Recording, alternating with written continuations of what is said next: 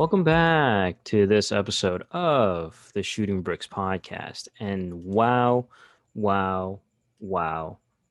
What a game five, but just wow. Honestly, just wow. But before we get into all of that, as always, I'm Jerry Castillo and I'm joined by. I'm Daniel Wayne. As you listen to this episode, you're gonna hear me stick by my guns. That's what I'll say. Yeah, and before we get into you sticking to your guns, want to give a shout out to G. He's not joining us tonight. Uh, you know, Shout out to you, G. We miss you on this podcast, but yeah. So going back to you sticking to your guns, D. What do you mean by that? Despite the unfortunate events that have transpired tonight, Dylan, I know that you're listening. I, despite this tragic loss, I think the Suns, if the Bucks can steal one on the road, I think the Suns have it in them to steal one on the road. So, hashtag Suns in seven. I will say it to my existence. I'm sticking to my playbook. I'm using the LeVar Ball playbook. Suns in seven. I will say it into existence. Right. Well, why don't you just break down what happened in game five? Because for me personally, when I saw what was happening in the first quarter of game five between the Milwaukee Bucks and Phoenix Suns, it didn't look like an NBA Finals game because the Suns were just playing out of their mind. I think they hit 83% of their three-pointers in the first quarter. Granted, they took go ahead. 73% around that. 73% was the overall field goal percentage, but I think they went 5 of 6 from three. And it was Mhm. just one of those moments where I was like, damn, this is it. This is the best that the Bucks can come up with. And you saw it, they were just coming out aggressive. And you know, they had three turnovers and in the very early going of, game five. And I think they had what, five in all of game four. So coming out of the gates, the Bucks, like Dylan would say, it looks like they're just happy to be there, right? They didn't play with any sort of urgency. But then, you know, apart from that, where the Suns outscored the friggin' Bucks by 15, everything just changed, right? I don't know what happened. I think shout out to Coach Bud for doing something to ignite his team because in that second quarter, they went on to go. The Bucks went on a 22-5 run to tie the game 42-42 after being down 16. Yeah, and this happened while Booker and Giannis were on the bench. So, was there anything you saw in the second quarter that kind of shifted the momentum between the Suns and the Bucks? Because for me, I think it was just they started playing more free, right? They didn't stick to any just one guy, Giannis, dominating the ball. They were like, okay, let's spread it out. You saw Pat Connaughton hit some shots. You saw Bobby Portis getting into it. You saw Jrue Holiday becoming more of a factor, which, if I remember correctly, you said he was a non-factor. So this game was kind of a coming out for him. But yeah, anything you saw in that second quarter? First off, I want to get this away. I know I called Drew Holiday a non-factor last game. I want to make an apology tonight. Drew Holiday came out and he showed up. He was a great contributing factor why the Bucks won tonight. Now back to what you said, what you asked me, Jared. What essentially happened was Phoenix made a normal stupid move made by like commonly by young teams. They literally let Milwaukee back into the game. They What happened was they got too cocky. They let down their guard, and Milwaukee took advantage. They're still the more experienced team here, so Milwaukee took advantage, and by the second quarters, and Milwaukee was back in the lead, which should not have happened. What happened tonight uh, was that essentially Phoenix peaked too early. Mm-hmm. And then they got taken advantage by a much more experienced squad and a much more experienced leader in Giannis Antetokounmpo. Yeah, and Chris Paul, what I mean, he okay, let me take that back. He is technically more experienced than Giannis, obviously, but Chris Paul could only do so much. Yeah, and for a lot of this game, he didn't really do much, Chris Paul, because I think most of his kind of like, uh, let me rephrase that. He scored 10 points in the fourth quarter, right? leading up to that, he ended up the game with 21 and 11. So in the first three quarters, he only had 11 points. And I saw on Twitter people were saying, "Oh, it's Chris Paul again. It's the regular Chris Paul, the dude who is just cowering when it comes time for these big playoff moments." And I don't know if that's fair to say considering Chris Paul's history. There is some merit to it, but I don't know if it's fair, all things considered. But you mentioned it. The Phoenix Suns just really looked experienced. Instead of, you know, stepping on your jugular and ending the game there in the second quarter, maybe going up by 20 or 30, they were like, you know what? Let's ease off a little bit somehow. Let's just relax. And it wasn't helpful because at the end of the day, Drew Holiday went off for 14 points in the second quarter. That's tied his career high or career playoff high for any quarter that he's ever scored that much. So obviously that plays a part. And you saw Giannis too. He was laboring in that second quarter. He just looked gassed. I don't know what is going on with him, but he has these moments where he just seems so gassed. And I don't know. I Is that a cause for concern? I'm gonna be real with you, Jared. There's definitely something going on behind the scenes. We don't know what it is. Hmm. My guess could be he could be suffering from not a severe injury because obviously he's like if he was suffering from a severe injury, he will be like off the court.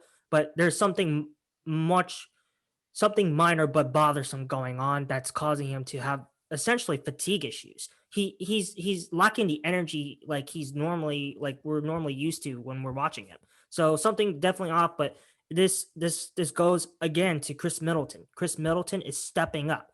He's proving me wrong. He's following up his stellar performance after stellar performance. He's finally clipping stellar performances together, and that's why this Bucks team is pulling off these results. Yeah, and you mentioned Drew Holiday a little bit earlier. He ended up with 27 points, 13 assists, and three steals. And two of them were very, very timely because they were late in game, right? You saw that, you know, one of the times, and this is going to sound like deja vu for some people, but one of the times Devin Booker was driving and Drew Holiday just stripped him cleanly and then brought the ball up, waited, and then drilled a three in his face. And then in the waning moments of the game, same thing kind of happened. Drew was playing perfect defense on Devin Booker, stripped him from the ball, gave it up to Giannis, who then completed the alley oop and got fouled by Chris Paul. So you know this the second quarter has Drew Holiday, and actually by extension the entire game has Drew Holiday's fingerprints all over it. We focus on Giannis because of course he's the big name. We focus on Middleton because he's obviously one of the bigger names, but we also need to focus on Drew Holiday for the work that he's done so far. I mean, yeah, he has clunkers. He went 4 of 20 last game, but this game shows that when he's on, there's no one that can stop him. Well, yeah, I mean, I have my gripes with Drew Holiday. I still feel like his impact sometimes is non-present, and he feels like a missing factor on the court. But I have to give where credit is due. Drew Holiday did the dirty work in this game. In my opinion, he is the MVP of this game because of the stuff he did, that wasn't related to scoring. He was the reason why this Bucks team won tonight, and of course, I think he was I don't know. He was the main cause of why that Giannis alley oop happened. yeah, because he stripped Booker and then he just tossed it up, and that was basically it. That was game. Chris Paul Mhm. did a thing that you wouldn't think that Chris Paul would do. He fouled Giannis in the act of shooting, and it was a layup or it was an alley oop. So that's not necessarily the best thing to do if you're Chris Paul. So I don't really know. I mean, the second quarter was when everything really started to switch. And even in the third quarter, you saw that there was a massive 27-point turnaround from the start of the game to the third quarter because at some point or at one point the Bucks went up 10, and it was just this weird kind of like state for the Suns because they had such a grasp on the game and now they're down 10 in the third quarter. If you're Monty Williams, what do you think is going through his mind when he's telling his guys, okay, second quarter we're down 64-61. Third quarter, let's come out strong. Let's be productive. Let's do what we can. And then you find yourself down after being up by 16. Down 10 after being up by 16. What do you tell your guys if you're Monty Williams? I mean, I think the biggest problem going from watching this game was the Suns offensively played extremely well. Both teams played extremely well tonight. Both teams shot lights out from the field. But what Phoenix couldn't do was get stops. Like if Hmm. I'm Monty Williams, like guys, we got to bring up the defensive like intensity because these guys they're not missing right now, and we kind of know that Milwaukee's not the best shooting team in the world. So like they should not be making this like these many shots and these many easy like buckets. Like DeAndre, like you've been great all postseason long. Like come on, it's this is a crucial game 5 because whoever wins this game could, in fact, there's a big chance now that Milwaukee could indeed win this series. Even though I don't think that's going to happen, but Milwaukee could definitely win this series in a couple nights away. So, but there's also one thing I have to say. I know I've kind of said like Chris Paul like he can't shoulder everything, but he's if I'm Monty Williams, I'm gonna have to call Chris Paul out because for the first 3 quarters tonight, Chris Paul was literally non-existent, Hmm. non-existent, except maybe on the bench giving advice to the young players around him. No, Chris Paul, you gotta produce, you gotta contribute.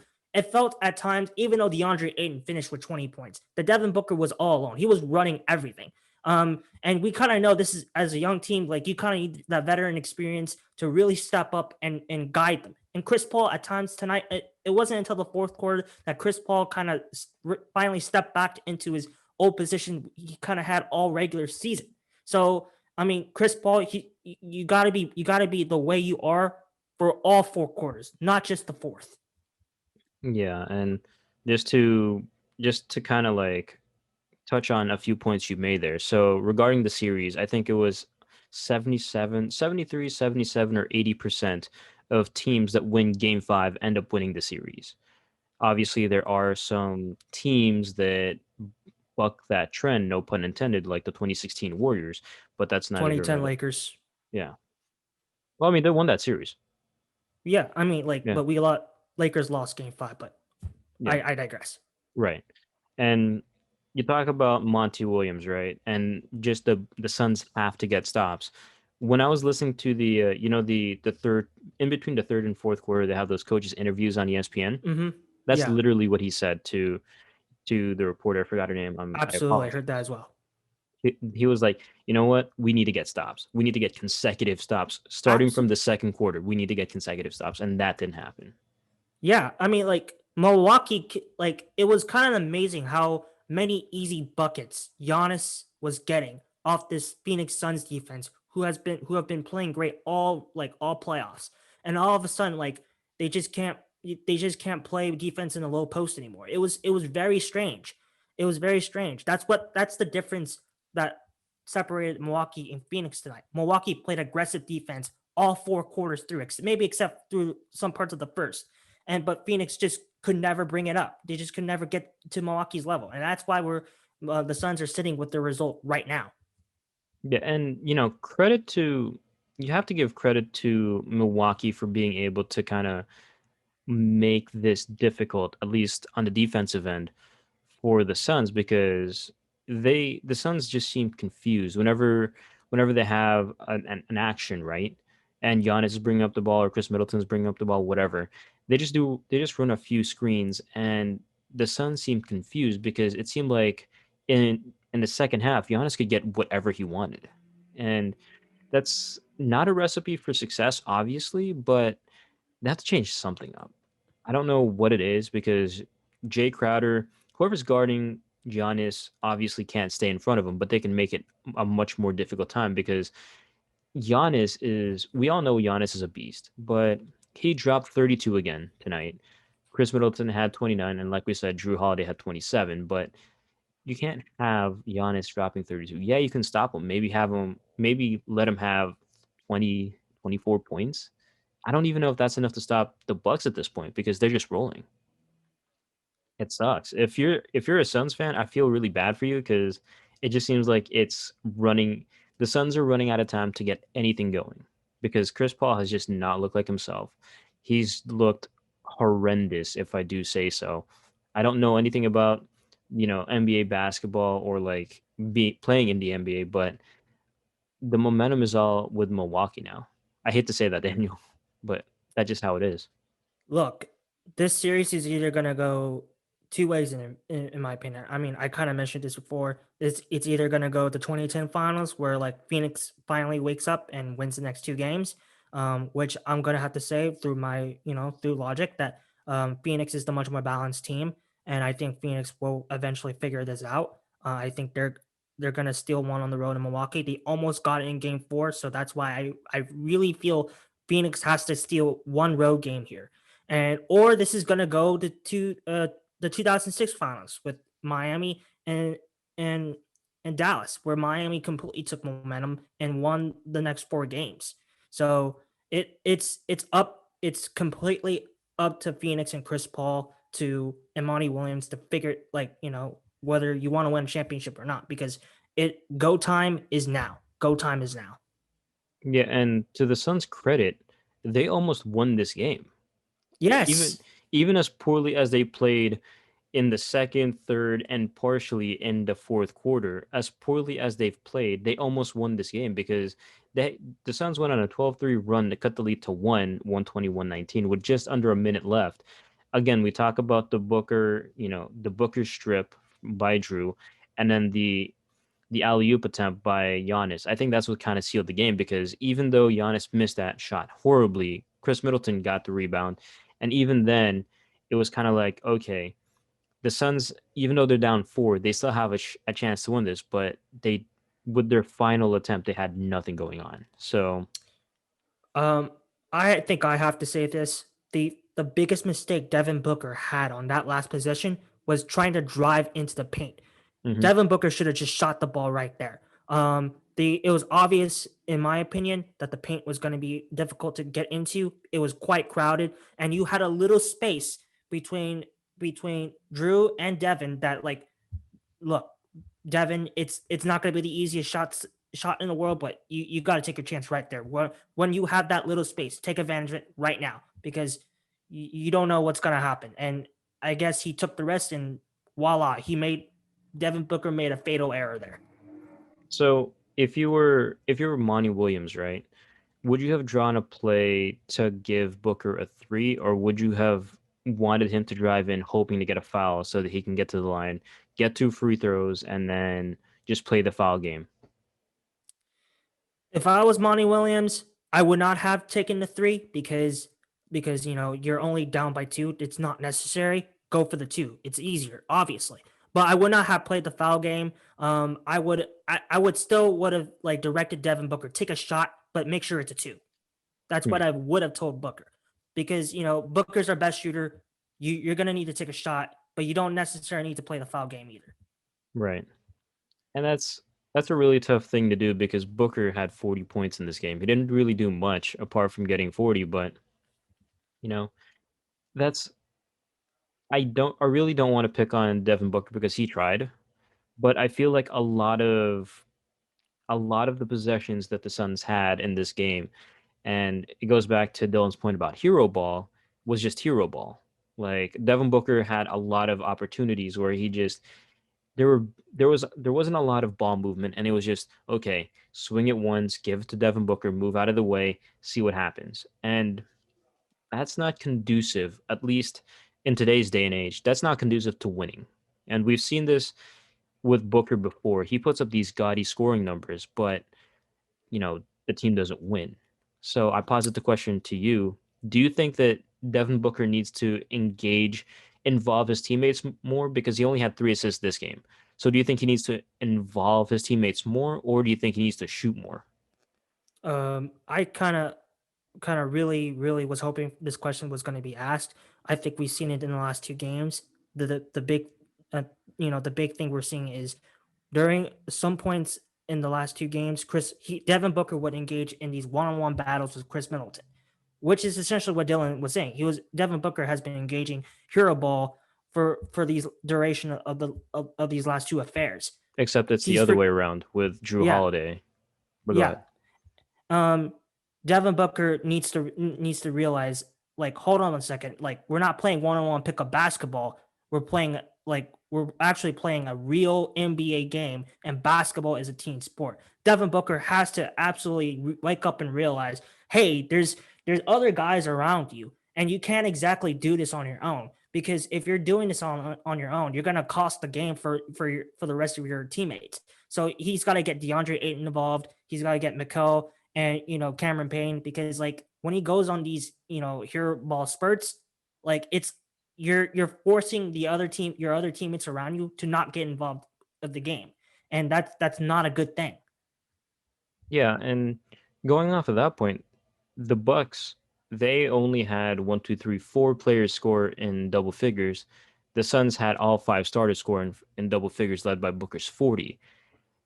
This is, if I were to answer the question myself, this is a very difficult question to answer because Booker, we know he can get his. He can get 40 whenever he wants to, very, very easily. The thing is, will he, if he dishes it off and gets the other players involved, will they actually be able to contribute? Will they actually be able to hit? Because Cam Payne hit 3 of 7, Torrey Craig hit 1 of 4, Cam Johnson hit 2 of 3. Okay, fine. Jay Crowder had 4 of 7, Mikal Bridges 5 of 6, DeAndre Ayton 7 of 12, Chris Paul 9 of 15. Like, what else can you do? If you're Devin Booker, like, I'm looking at my squad right now and I'm like, frick, dude, like there is like what else can I do? Right? Because this is a difficult conundrum if you're Devin Booker and the Suns. But then again, that kind of reminds me of my previous point of Chris Paul's involvement. I mean, Yeah. we kind of know Devin Booker is kind of the ISO scorer type. He's not the distribution type. We kind of learned it early in his career. He's not Hmm. really a point guard. He's not really a one. He's a two. So I mean, like this kind of reminds me, like reinforces my idea even more that Chris Paul, like you gotta help your other guys around you. Be the distributor. You're the one after all. I mean, like this is a young team, and young teams. I hate to keep reiterating this idea, but young teams rely on their experienced veteran leaders, and Chris Paul's not. Unfortunately, he's not stepping up to the plate right now. Yeah, and I think that's the main thing with Chris Paul, right? We saw it in what was it, game 6 of the Clippers series? He just completely took over. Games Hmm. 1 and 2, we saw him take over. Games 3, 4, 5, 5 by extension, but games 3 and 4, he was just non-existent. He didn't make a big of an impact as you would expect. Game 5, the impact came late. So if you're Monty Williams, you like you mentioned earlier, you have to talk to Chris Paul and say, hey, you need to do something. These dudes, you're 36, you're the point god. These dudes look up to you. These guys respect you. You need to put an imprint on the game earlier, not later. Because if it's later, it's probably too late. And as we saw here, it was too late. Exactly. If he would have just been a little bit more, if he put his stamp on the game a little bit earlier, I feel like this would be a much different outcome, The especially Suns would have considering. won, in my opinion. The Suns would have won. That's Yeah, what me too. happened. Me too. In the second quarter, if CP3 had just put a little bit more pizzazz or put a stamp on the game more, this game would have been over in the second quarter. But it didn't, and here we are now with the Bucks 1 game away from winning the NBA championship, and the Suns looking like, what do we do? They're searching for answers. So I don't think those personally, I don't think those answers are going to come. I think that this Cinderella run by the Suns has come to an end. And I said the Suns last episode. I said the Suns in 7, or no, the Bucks in 7. Excuse me. And unless something drastic happens, I really don't think the Suns can pull out another win, especially if it's in especially if it's in Milwaukee, because it's just a tough place to play. Even though it's a small market team, it's just a tough place to play. At least that's what I Um, feel. Indeed, I think it is going to be game 6 is going to be a rough place for Phoenix to play. I think Milwaukee's. I mean, we've been seeing the footage of the fans outside the arena. Right. They're going to come into a very hostile place. Next game. But I just feel at the end of it, I just feel Phoenix is the much more balanced team here. And I can't help but still trust the veteran presence of Chris Paul and Monty Williams to figure this out. Monty Williams is by far the superior coach to Coach B. Coach B looks honestly, I'm gonna get slammed by Bucks fans, but Coach B looks amateurish in comparison to Monty Williams. Like Coach B should not even be here. The Bucks should have been eliminated 2 rounds ago. Yeah. So even though the momentum is still on Milwaukee side, I just can't shake the feeling that Phoenix is eventually gonna figure this out, and they're gonna figure it out very fast. Okay. And, you know, before we wrap things up here, so you said Phoenix needs to figure it out. Well, I posit the question to you then.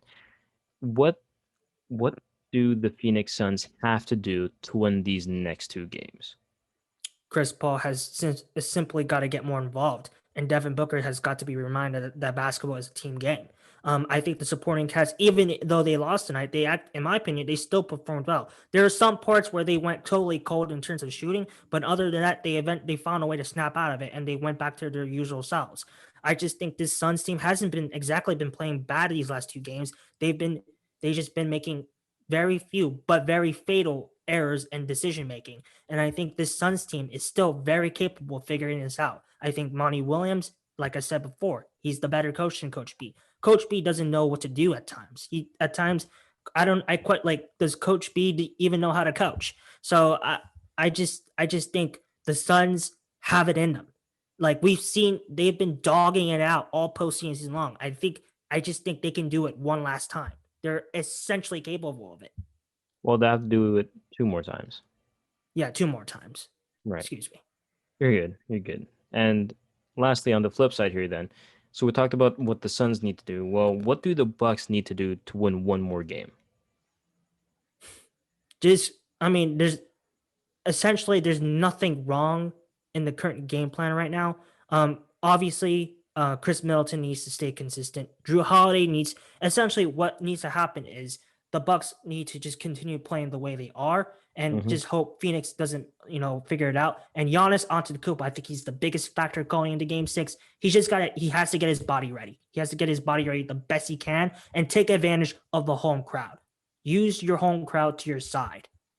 Yeah, I would agree with everything you said about the Bucks because, Giannis only took one three-pointer and he missed. He went 14 of 23 for 32 points.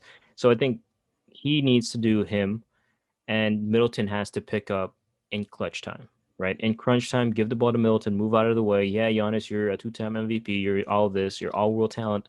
It's not your time. It's Middleton's time. And Drew Holiday, he just needs to have this, not even this game, but like half of this game for the Bucks to succeed. And on the flip side for the Suns, I don't personally, I guess the only thing I could kind of think about is having Chris Paul become more of a factor earlier in the game because he is the engine that makes the car run. And when even though he was there, if he's not fully in control of the engine, the car sputters. Yep. And we saw that this game, we saw that last game, we saw that in game 3, and when he's in control in games 1 and 2, the Suns won. So, I think Chris Paul is now the X factor. So, we'll see what happens, but yeah, any last thoughts on this series before we head on to the quick hitters? Just gotta say, I think the Suns find a way to figure this out. I trust their this Suns team is a high basketball IQ team.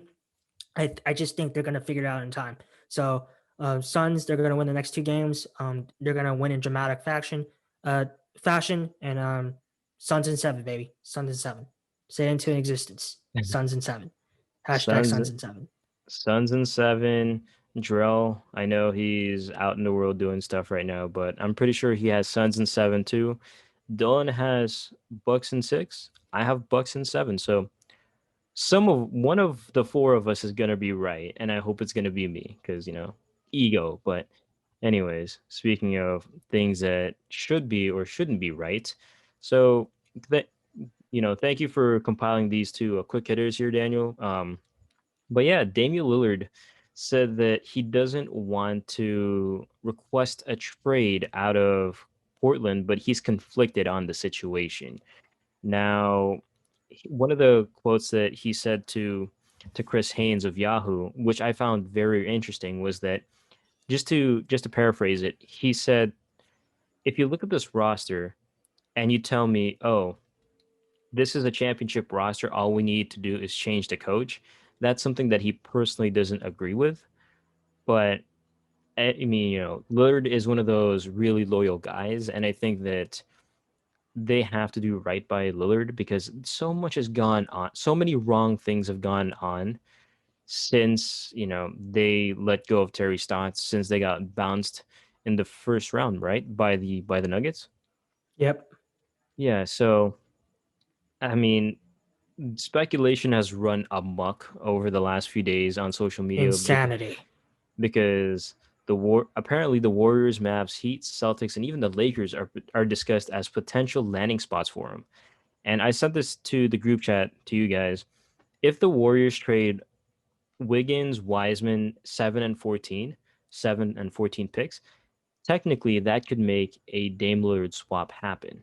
Now, I don't know if that's pretty sure it's not going to happen, but really quick thoughts on this whole Damian Lillard situation. I kind of mentioned a bold prediction, a few episodes back, but I will say this as of right now. It's too early to start making more concrete predictions of what's going to happen, but this is not going away.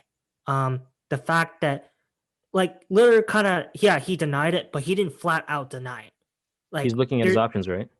yeah, he's looking at his options. That means he's discussed it a couple times, probably behind the scenes. Yeah. So all I'm gonna say is this is not going away, and I'm predicting right now. I know I kind of said I'm not putting concrete predictions, but this is gonna be a big story going into the next few months into the off season. Yeah. And I think if I am wrong, someone please correct me, but I think free agency starts on August 6th, which is like 3 or 4 weeks away, which is very, very close, all things considered. But yeah, that could happen. That could definitely happen. He could be moved and would be like, ooh, movers and shakers, man.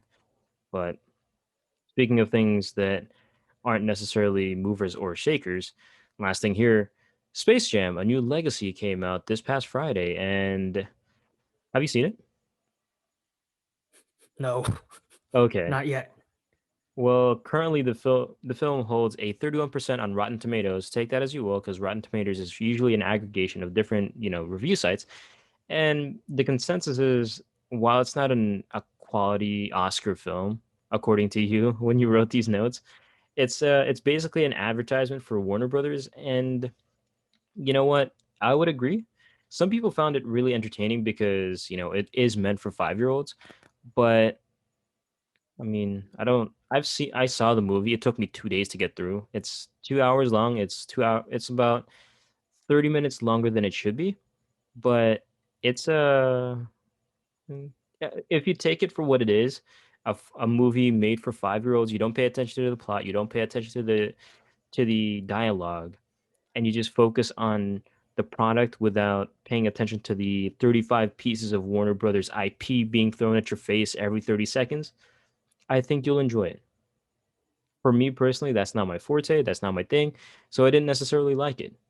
But yeah, feel when if you get the chance to watch it next time, the next pod, please let us know your thoughts, Daniel, because it'll be very interesting. Um, I'm not expecting much at all. It's a turn off your brain type of flick. It seems. Yeah, isn't that the same thing you mentioned when Sydney was on the podcast and we first discussed the fact that Space Jam was coming out? Like it was just kind of like those movies where you don't expect it to be good. You just expect it to be like one of those movies where you can, like you said, turn off your brain. I just don't want to hate it. Just don't make me hate you. Okay, that's all I'm asking. Did you like the first one? I haven't even seen the first one. I don't feel like I need to. Okay, do yourself a favor, watch the first one, and then watch the second one. Just, just just for the sake of having a good basis to go on, Okay. because it'll All right. it'll really help. Okay. But speaking of things that will really help, don't forget to subscribe to the Shooting Bricks podcast and leave a review on your platform of choice. It really helps us out. Lastly, make sure to follow us on @podcastbricks on Twitter, @shootingbrickspodcast on Instagram, and @the shooting bricks podcast on YouTube for all the news and the video of this episode of the Shooting Bricks podcast. And as always, I'm Jerry Castillo. Hashtag Sunson7. You heard me here, Dylan. Hashtag Sunson7. I'm gonna say into existence. And I'm Daniel Huynh. Obviously, your boy Rayleigh Rail Drill Sales isn't here. We'll see him next episode. But Just like him, we'll see everyone else next time.